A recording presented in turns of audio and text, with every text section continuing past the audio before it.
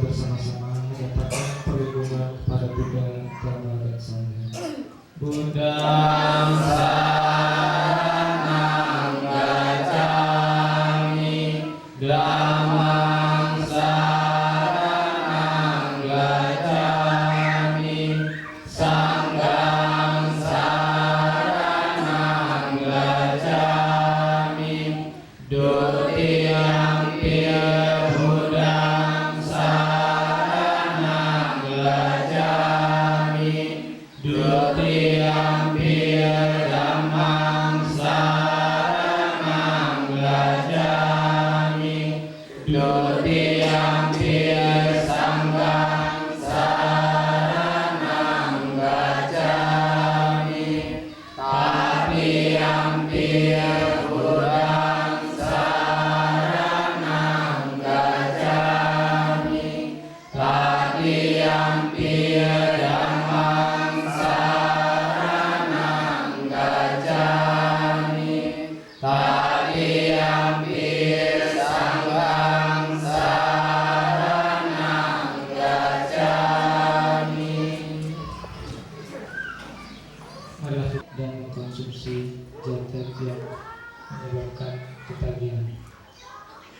Panatya pata weramani sikapadang samadhyami,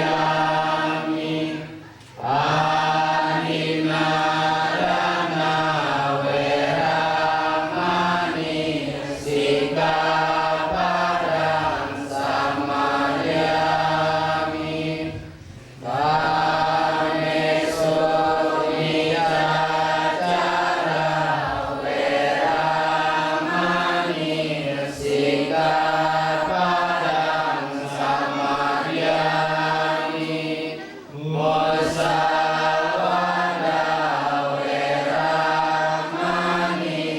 sikapadang samadhyami. Jadi apakah ada lima standar atau lima agregat itu ataukah tidak ada saya? Okay, so is the eye the body? Apakah saya itu ada tubuh kita? Is the eye the feelings? Apakah saya itu ada perasaan kita? Is the eye the discriminations? Apakah saya itu adalah komunikasi? Is the eye the karmic formations? Apakah saya itu adalah transformation? Karmic formations. Oke, formasi karma. Or is the eye the consciousness? Apakah saya itu adalah kesadaran? It's difficult, yeah? Apakah ini sulit? You know how to do this? Apakah Anda tahu bagaimana cara melakukannya? Okay, first we start with the body. Pertama kita mulai dari tubuh kita. We look from the top of the head until the bottom of the toes to see if we can find an eye.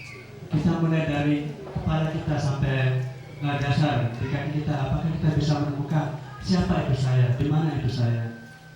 If we can't find an eye in any part of the body, then we look at the feelings, the positive, the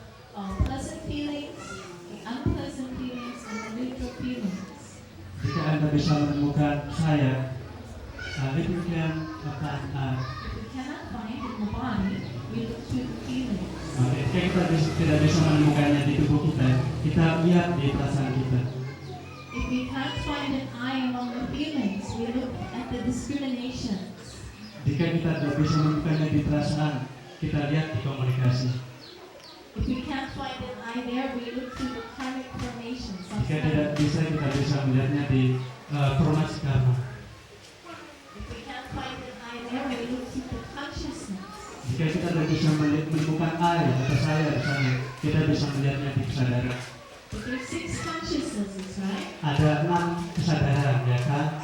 If there's 6 consciousnesses, which one is the I? Can you repeat it? There's 6. I, Oke. air, more. Oke, ada 5 indera kita. Pertama mata, telinga, dan lain-lain.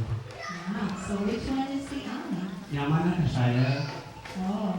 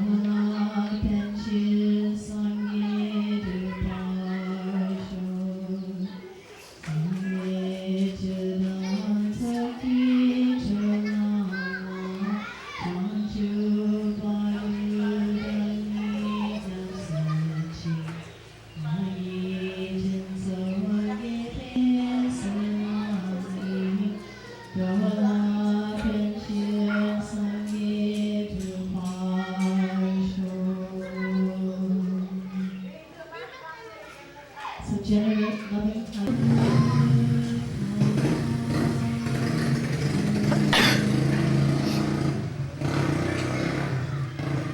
May all beings be happy. May all beings be peaceful. May all beings be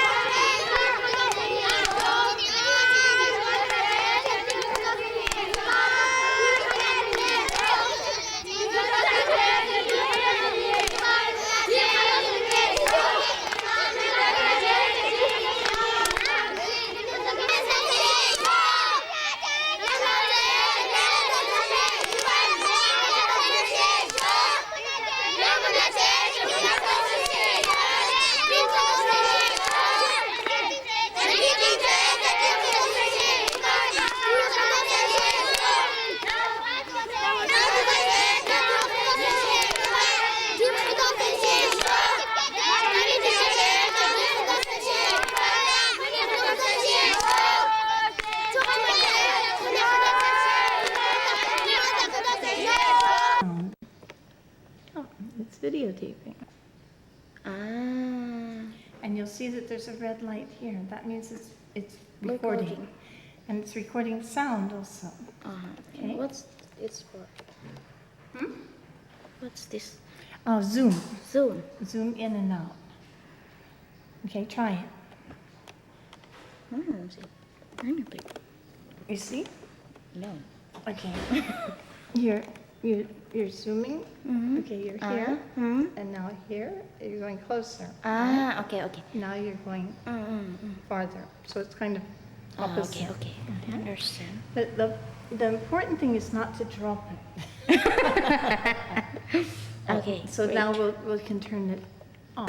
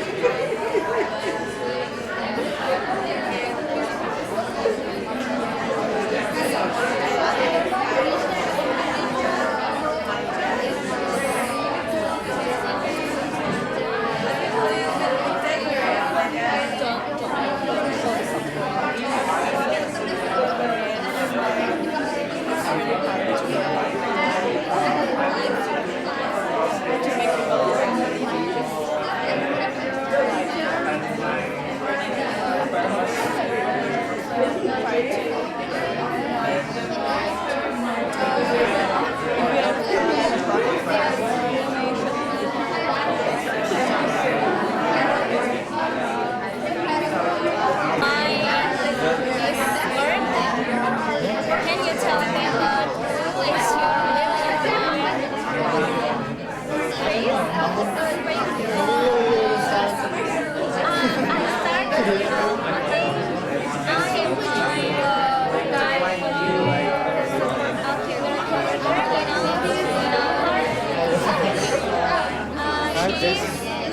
she's a writer. She write a chicken soup. Chicken soup of chicken soup. I read chicken soup. Yeah, I really like this book because this book is teach me about life, love, friendship, and everything. And I feel better when I read the book. And especially Kimberly Kimberly is one woman. There is actually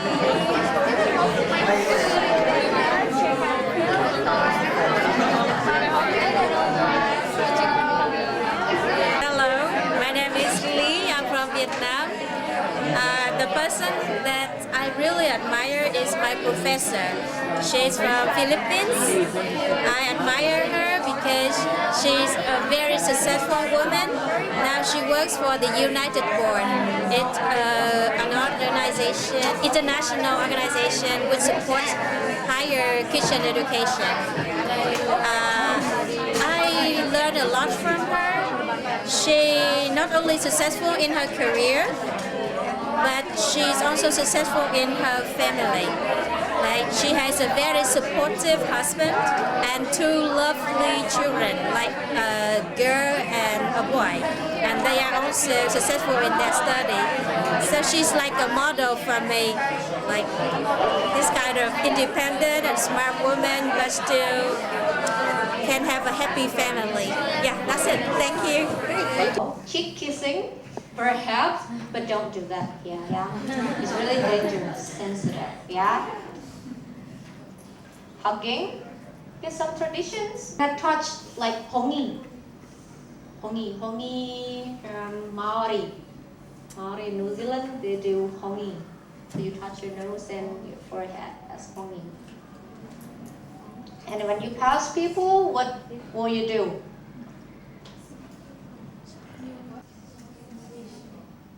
Elbow. Excuse me. Do that, don't forget, yeah? Because You're also an ambassador dari sini, Indonesia. So that means you have to expose very good attitude and behavior. Excuse me, and bow little. Like this one. Excuse me. And then you like this again. Okay.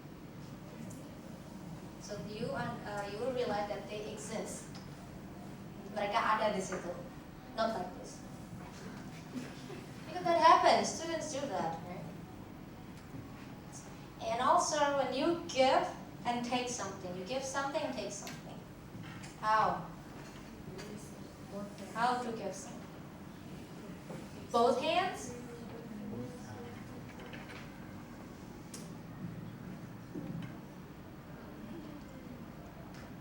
You can do this. This one? This one? Not this one. If you accept something, take something, you, a little bit small, say thank you. Because some people, they forget to say thank you. Okay. Can you give me the water, please? Okay. No, thank you. Yeah. Say thank you.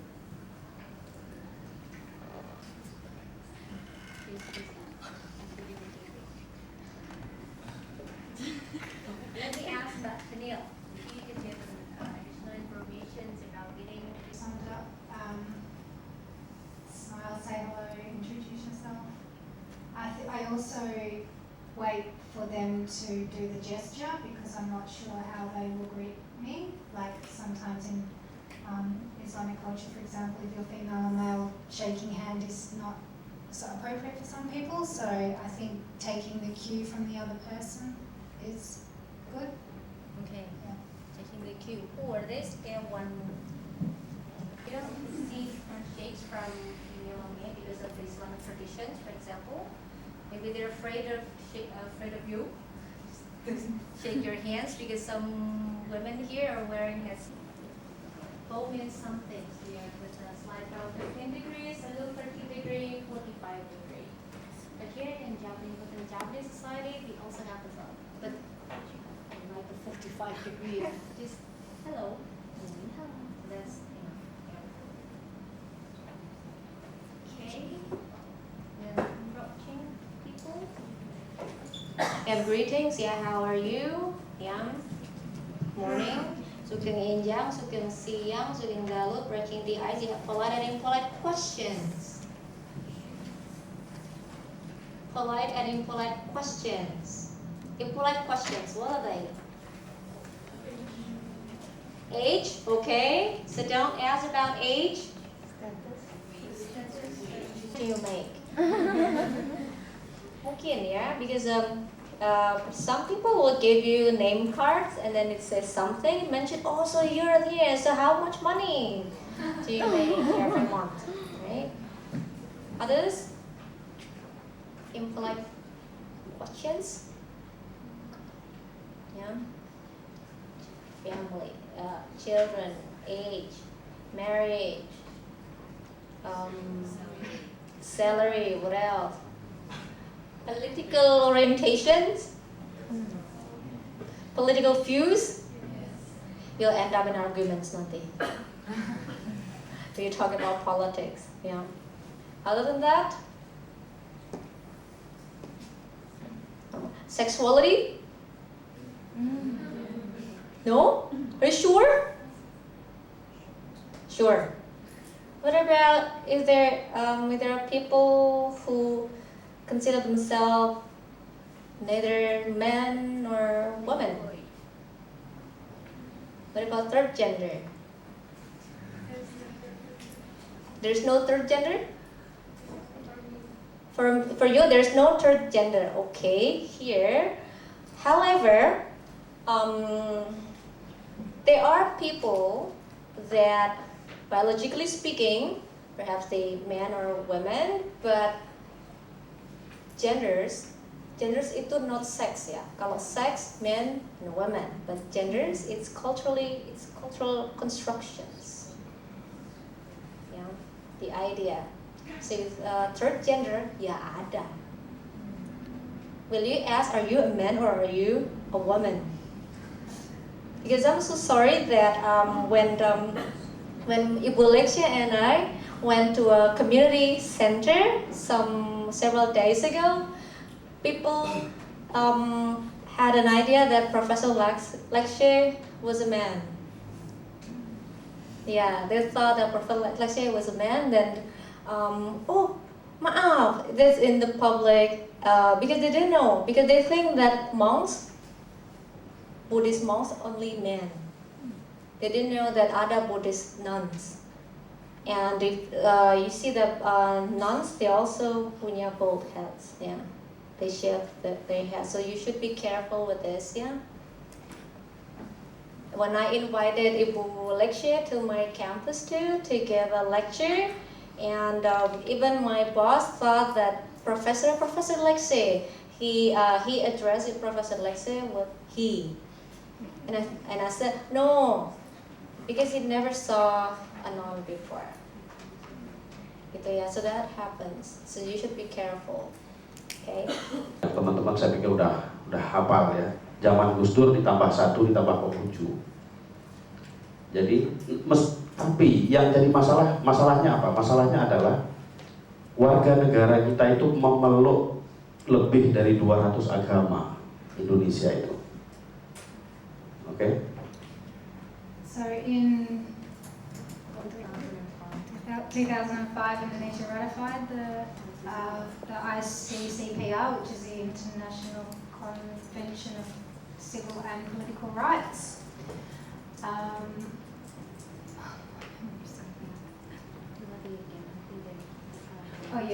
Which Indonesia. Dulu pada saat saya masih sebelum kuliah, setahu saya agama di Indonesia itu cuma 5. Dan setelah banyak belajar, banyak berinteraksi, ternyata 200 lebih. Nah, ketika PNPS tahun 65 itu, penduduk kita itu dilarang memeluk agama selain 5 itu. Padahal kita itu, saya sebut misalnya contoh-contoh saja. Di Jogja itu yang ada misalnya ada agama Sumarah, ada Ikhlasin Budi Murka, ada Sabto Darmo. Kemudian kalau di Kalimantan Tengah itu ada Kaharingan. Kemudian ada misalnya Ilmu Sejati, pusatnya di Madiun. Itu agama-agama lokal. Dia agama sebetulnya, tapi mulai tahun 65 mereka disebut. Satu poin lagi, salah satu yang menjadi soal di lapangan adalah contoh kasus misalnya di Surabaya, ada penganut Sabto Darmo yang di KTP-nya tertuliskan Islam di kolom KTP. Itu dia teman saya ini, namanya Dian Jenny, Sekretaris Umum Majelis Luhur. Dia pernah digiring ke balai desa karena sembahyangnya Sabto Darmo itu ngadep ke timur.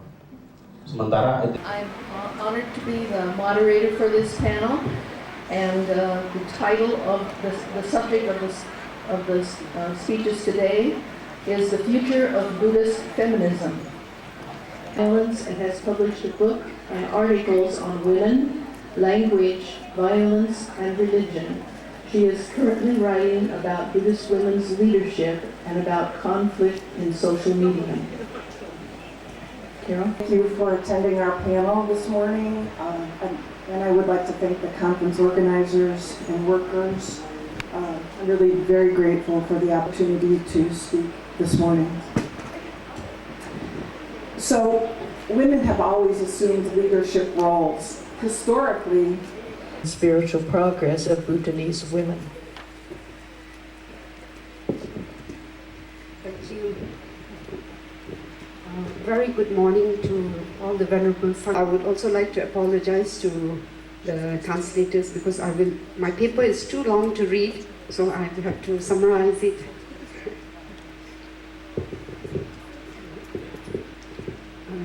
One major point of contention in the feminist critique of Buddhism including the Vajrayana Buddhist tradition, is the absence of women in religious literature.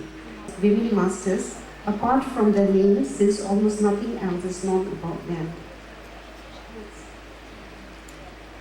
In Feminism and Religion, Rita Frost's opinion that religious biographies and hagiographies, which is called Nampar in Tibetan, of women are rare because the patriarchal monastic institution did not consider to religion as well, and as Seema Brown put it, women are presented only in relation to the experience of men as seen by men. Gross notes that Tibetan Vajrayana Buddhism biographies are often written by male monastic from an androcentric perspectives, thus overlook women's contributions and achievements. Religious biography is glaring, drowning the voices of Buddhist women as if these women were not important. Therefore, one of the most immediate tasks at hand in Buddhist feminism is certainly share the remarkable lives of four Bhutanese women masters, like Jitun Mangawang Dorma of 17th century, Jamyang Chodin known as Ani Lopenma of 20th century, and the two contemporary masters, Khandu Dorji Pagmu and Tuku Chazang Hamu. Generation of female practitioners, yet only a handful of religious and private dominance, which has resulted in reduced opportunities for religious practice.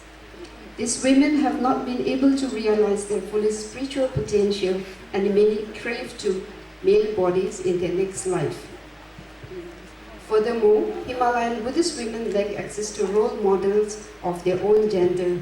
Seema Brown asserts that the Trilko tradition of Tibetan Buddhism is patriarchal, as women Vajrayana Buddhism, more so in Bhutan.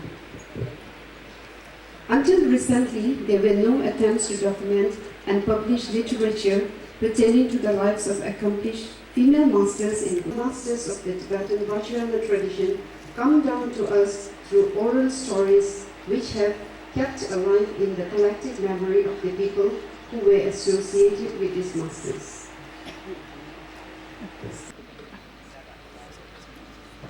The omission of female masters in Buddhist literature. The early Buddhist literature example tells us that the Bhikshuni order was very well respected, produced numerous arhats, and was crucial to the development and spread of Buddhism in ancient India. Their attainment became a modest. Early Buddhist nuns somehow became a distant memory when patriarchy crept into monastic Buddhism. Next. Similarly, there is a lack of biographical and hagiographical information on female masters in Tibetan Vajrayana Buddhism. According to Martin, as a teacher of some relatively minor practice and precept to her brother, Semochawa. Urgyen Choki of Dolpo, Tibet, was one of the four women in Tibetan. Choki thus holds an important place among Tibetan autobiographies. If she had relied on male masters to document her life stories, we would not be in possession of the rich biographical details of the 17th century Tibetan nuns today. Next. Although Buddhism has a strong foothold in India, especially with the monastic institutions, Buddhism was slow emerging and picked on yogic practice during the 11th and 12th centuries. The new movement from yogic Buddhism eventually helped bridge the gender gap in Buddhism created by monastic Buddhism. When Buddhism was transplanted to Tibet by Guru Padmasambhava in the late century, Tibetan women began to emerge as anti-masters in Buddhism.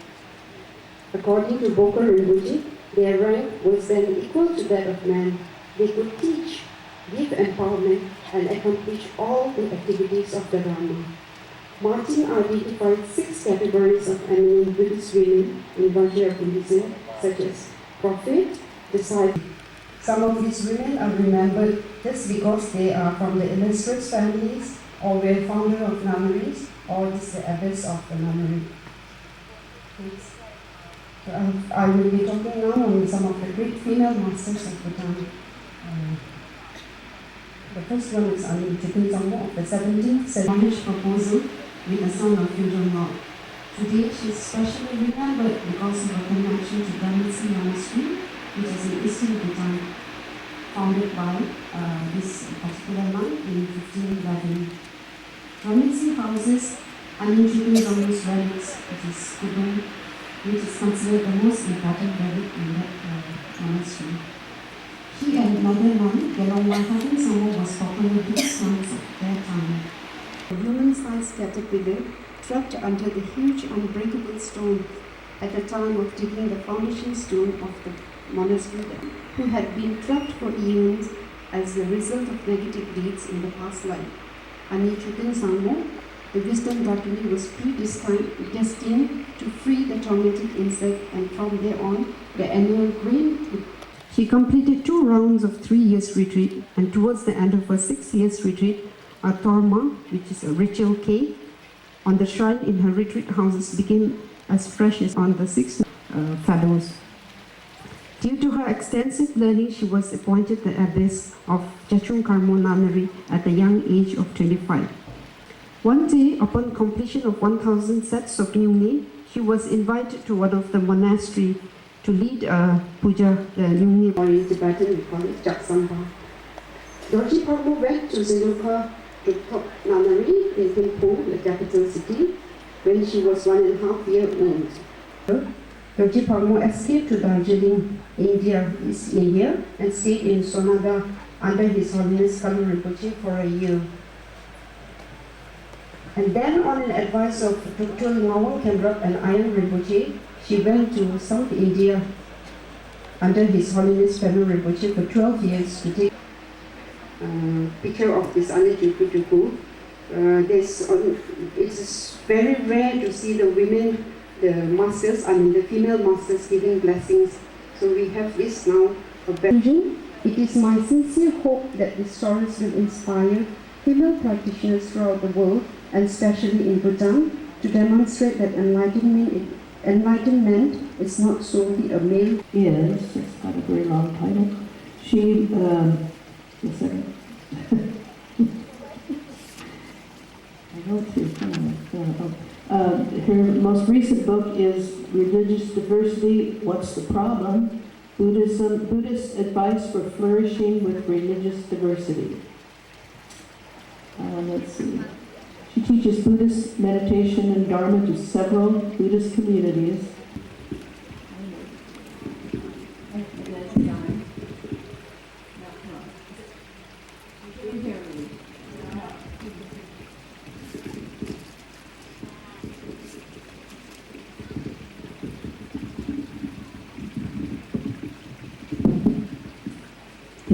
The title is The Real Problem Regarding Buddhist Women and Gender Justice, Androcentric Models of Humanity. I also want to apologize to the translators as Rita, she edited this paper right before she sent it to me. Of the male norm. This problem was first noticed by Simone de Beauvoir in her monumental book, The Second Sex. Is an academic word which really just means male-centered, and it's a word out of an ideology, so it means the kind of the subtext of everything that one does. Males take center stage and restricted to humanity, while women receive much less attention and are fitted in somewhere on the margins, usually as an object in men's consciousness rather than as human beings in their own right. Which need to be given to women because they are assumed to be fully included in this generic masculine. Second, such certain research results resulted in erasing women from the historical record and from the moral discourse, and has so often happened in Buddhist studies. Many years ago at a previous Sakyajita, I believe it was you, who was talking about how in Bhutan, monks were greatly supported financially and so forth, whereas nuns were not. And this was like 18 years ago, I think. And I just wondered how, if and how the situation has changed. And those supported by the government nunneries are the one that are really, really lacking. They don't have even the basic necessities of drinking water, bathrooms. In the private one, when I went, it was much better. The nunneries have a big temple. They have quite a nice room.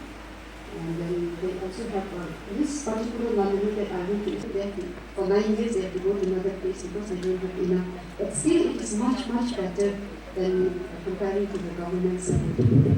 What are the main obstacles after all these years? I mean, young ones sent as a teacher don't stay there to teach, so they go.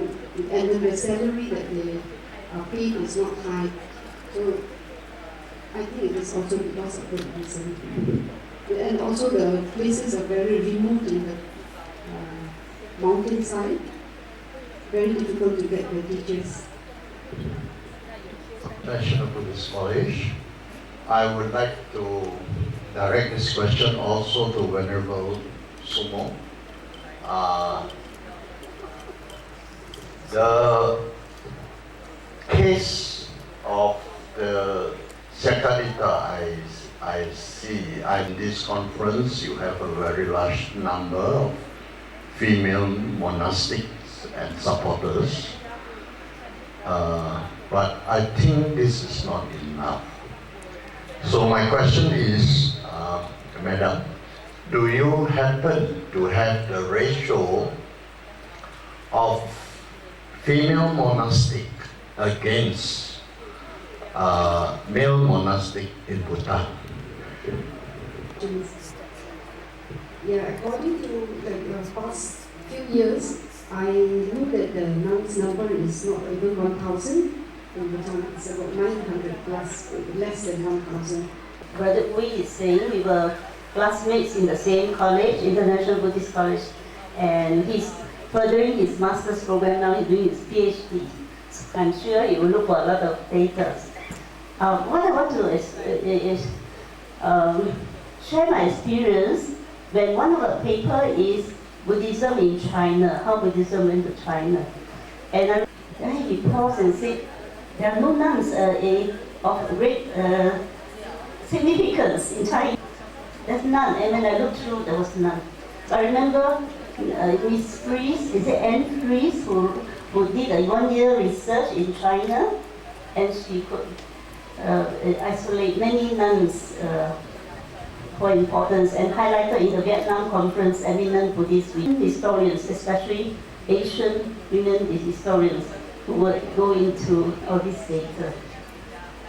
Another comment on it, I would like to know, or a train or a bus, it must not be empty. There must be somebody apart from the driver. Or you live alone. You know, many women or men live alone and yet, or live with families, and yet they've been raped. You know, they don't have to live alone to be raped, because as a great wife to the king and maybe for future kings, she will make a good wife to the future kings. So in many areas, or even the woman, the nun was pregnant, make sure that the nuns took care of her by sharing the arms round with her, and she doesn't have to go for arms round. And when the baby was born, the king took over and took care of him, the baby boy. And after that, she became an arahant, and the baby boy, Reverend Kumara, also became an arahant. So if the Buddha, okay, sorry. All right, thank you.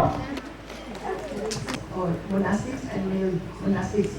Even in the Tripitaka, if you read very carefully, the Buddha himself mentioned that the Bhikkhunis who were enlightened, they were not 100, they were not 200, they were not 300, they were not 400, they were not 500, but more. So when you read the text, read very carefully. It is mentioned, it is with this ratio. I think it's very important that Buddha is recording it. So when we are talking about the past that they have not recorded, we are waiting for the men to record it. It is now Sakayatida. Each member of the Sakayatida must record. The history in the past is in the men's. To say something about India again. Barbara, she told that the Buddha had a royal commission at that time. You know, when one Bhikkhuni was pregnant and she was there, there was a commission who was set that he set a commission to find. Came up with Carol's initial talk and then gained a lot of nuance with the others. With these postmodern analyses of gender and Buddhism, kind of the question with the phrase full leadership potential came up during the first question, and that the model of leadership potential, reminds me so. Professor Elise DeVito gave earlier during the week. We talked about the dialogic model of leadership, which is not very. Stories more associated with institutions and literature, or is there some work also being done to recover some of these oral histories where maybe we might find stories of women that were not part of major institutions or major points in history, but yet were religious leaders in that local place and had disciples and so on. Individualism, narcissism, and egocentrism.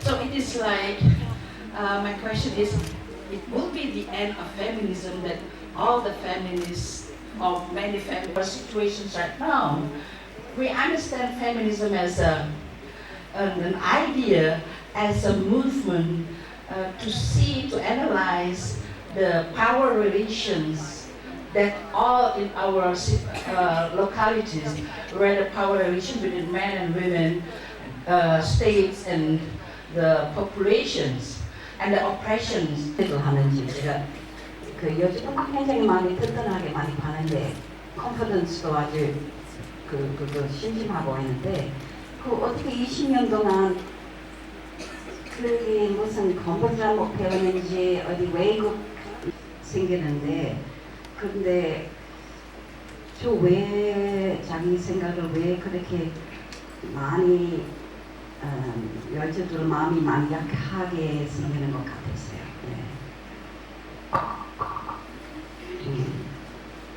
여기서 뭐 I think these days, and especially for after 2008 and in economic crisis from United States or something like that,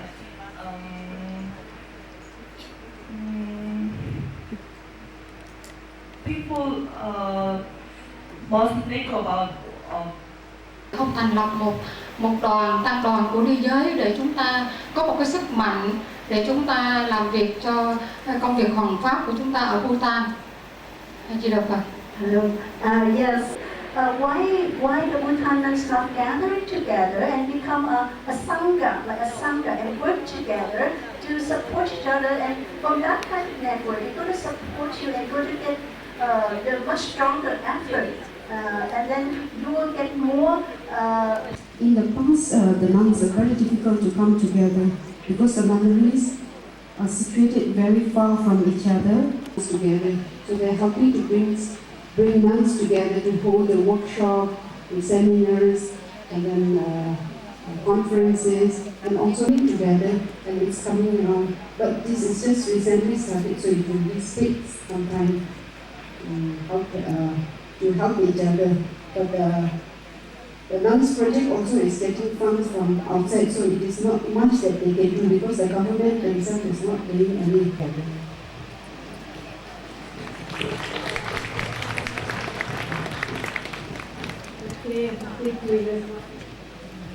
They were wondering because you have been using these terms like androcentric or patriarchal and so on, which maybe it is a norm for you in the Western academia, but they have been trying to check that in the Burmese dictionary, Burmese English dictionary, and there is no entry for androcentric or patriarchal or any of these terms that we take for granted.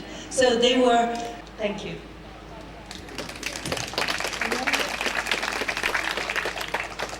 One little teeny one, she says, okay.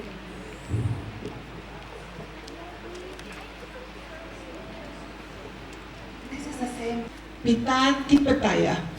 Pita Tipataya, go look in Pali. But androcentric, we have to translate into Thai language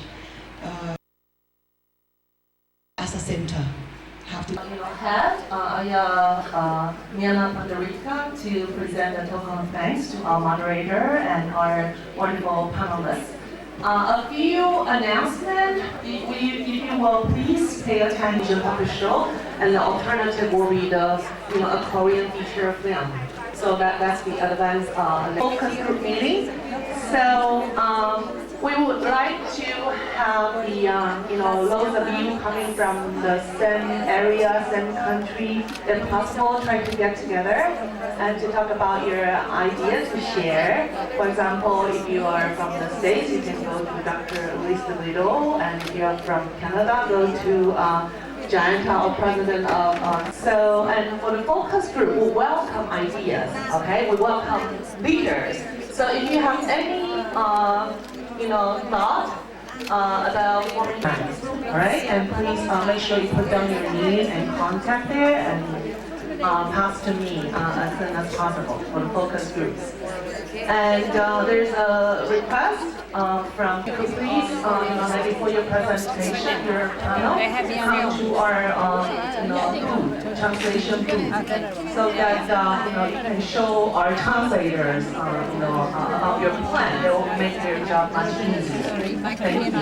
And more and more like trash, a little bit of paper here and there, or if you will please help us, help build no currency is Sunday today, right? So tomorrow will be your last chance to do currency exchange at lunch time by 1 o'clock on the second floor. Well done.